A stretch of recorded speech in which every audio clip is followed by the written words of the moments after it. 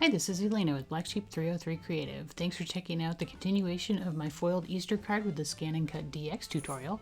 In this part, we're looking at the universal pen holder, drawing with the ScanNCut DX, and completing the card. Part 1 takes an in-depth look at the foil quill, and that's linked in the video description below. Okay, back over in Brother Canvas Workspace, we're done foiling our rabbit, so we're going to move on and draw the eggs. So what I'm going to do is exactly the opposite of what we did last time. So I'm going to toggle on the visibility for the eggs, which is the layer down here. So we're just going to click in where the eyes should be, and so there they turn on. And then I'm going to toggle off the visibility for the rest of the design. So we know that's in a big group, so I'm just going to toggle that off. So now we just see the eggs exactly positioned exactly correctly. We'll have to, tweak them when we get over to the machine, but that'll be easy to do because it's just one layer. And now again, I'm just going to go File, Export, Transfer, FCM file. And again, it's going to be the warning that the hidden objects won't transfer. Transfer it via the internet. And so again, now we can go over to the machine. Now, one thing I did want to warn you is that any time that you have a file in Canvas Workspace and you need to use it as a drawing file, you do have to change it to draw, like as we did over here, before you transfer it. For whatever reason, if you transferred something over to the machine as a cut file, it does not allow you to change it to a draw file. So just be aware of that and make sure that you change your any foiling designs or drawing designs to draw ahead of time.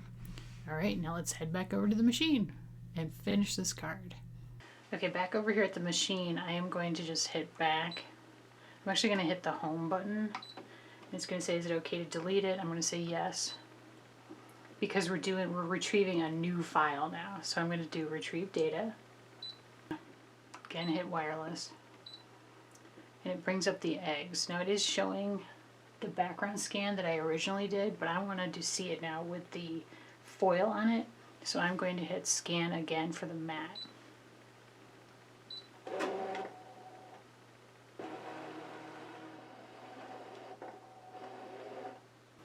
Alright, and it's a little tricky to see, but you can see the rabbit there. And so now I just need to rearrange my eggs to get them in line with the rabbit. So I'm going to go back into Edit. I'm going to hit the 4 arrows, and now I'm going to just arrow down and over. Alright, that looks good to me, so I'm going to hit OK. And OK again. And OK again. And OK another time. And then it's going to say, please select. I'm going to hit draw, and before I hit start, I need to install the pen. Okay, so I've got my universal pen adapter here, and I'm going to be using a Cricut 0.4 millimeter tip magenta marker. So I'm going to put it into the pen adapter here. Then the pen adapter fits into this little holder like so. And then you want the tip of the pen hitting the base of the adapter. And then this gray ring I'm going to pull up on. Hopefully you can see there are like teeth in this little white portion here. I'm going to pull up on that ring, and I'm going to turn it until I can't turn it any further.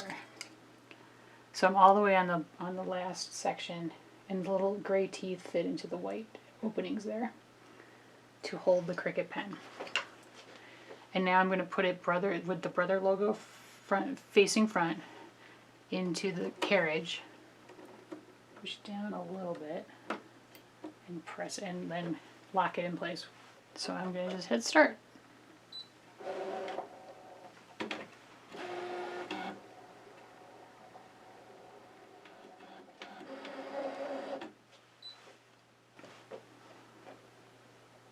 Alright, it looks good, so I'm going to unload the mat with the finished drawing and then unload. Okay, so here's the completed draw and foil, and I'm going to just color this in a little bit just to give it some customization. The nice thing is that the foil and the Cricut pen are resistant to alcohol ink markers, so that's pretty nice. The foil definitely very resistant. The Cricut pen not 100%, so you have to be a little bit careful, but it doesn't like bleed all crazy the minute you hit it with an alcohol ink marker, so that's really nice. So I'm using my Spectrum Noir markers as well as the original Cricut pen, and then I've got a black Cricut too, just for some pupils for his eyes.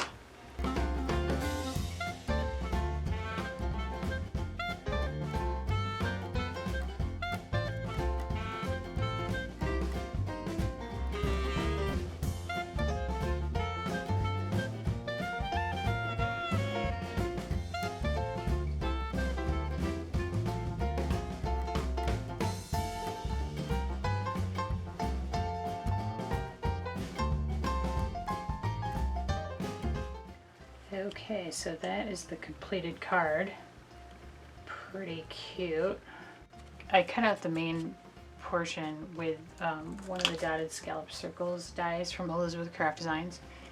And I also cut the card base with one of the stitch squares. Now unfortunately these are discontinued, but I will link to another set that's very similar. I used my favorite little punch, comes in a set with a star. I use both of these all the time to add these little hearts to the edges. I've popped up the center on some foam squares, as you see here from scrapbook.com. And then I did add some little touches around here with my Tonic Nuvo drops. And then I wanted to show you the inside.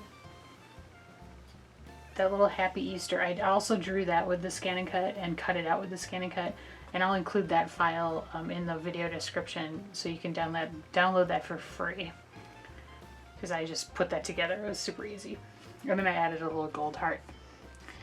And so that is the finished project, and I think it is pretty darn cute, and it's good to know how easy it is to use the foil quill with the ScanNCut.